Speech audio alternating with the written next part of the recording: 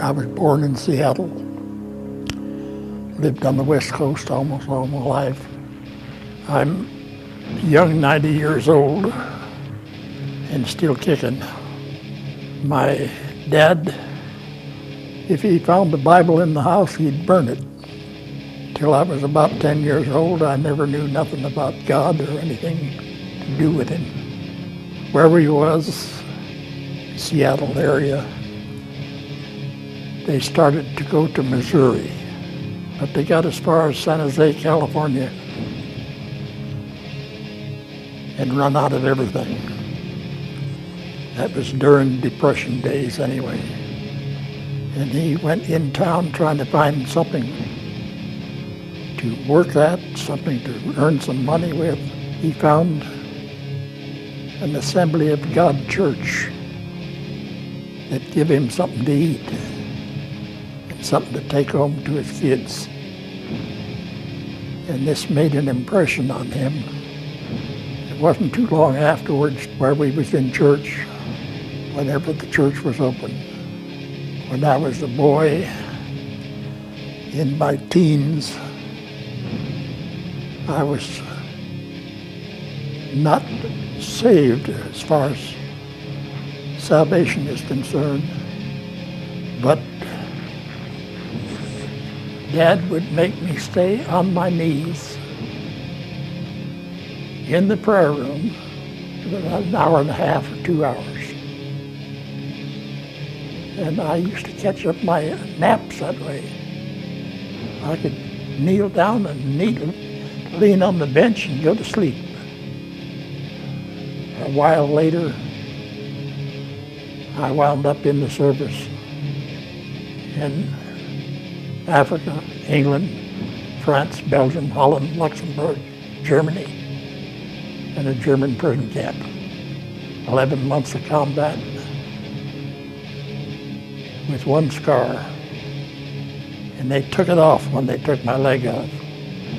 I lost 50 pounds in 54 days, a German prisoner. 3 of us escaped and walked 3 days until we seen an American tank in the distance with the gun pointed off to our right. And somebody seen us and got up in the turret of the tank with a pair of binoculars.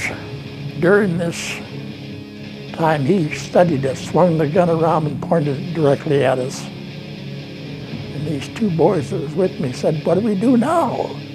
And I said, "Just keep right on walking, straight towards that tank." We wasn't in complete American uniform or nothing, but walked to it anyway. He come up and looked at us again and turned the gun back to where he had it before.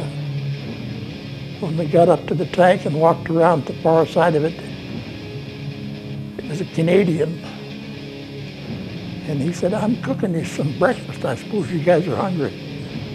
Anyway, rode back with them, wound up in Le Havre, France. When Germany fell, we was 8 days from New York. Germany surrendered. They shipped us back across the United States, of course, to California. And all this time, even during the war, I would pray, but I can't say that I was saved. I'd cuss and swear and smoke like anybody else, but I also prayed to God. After the war, I married a little gal named Iris. She was 15 years old, and her mother gave permission to get married. Lived with me 65 years. Passed away at 80 years old. A year and a half ago, thereabouts. But she took me to the little assembly church in Monte Vista, California. It's 10 miles east of San Jose.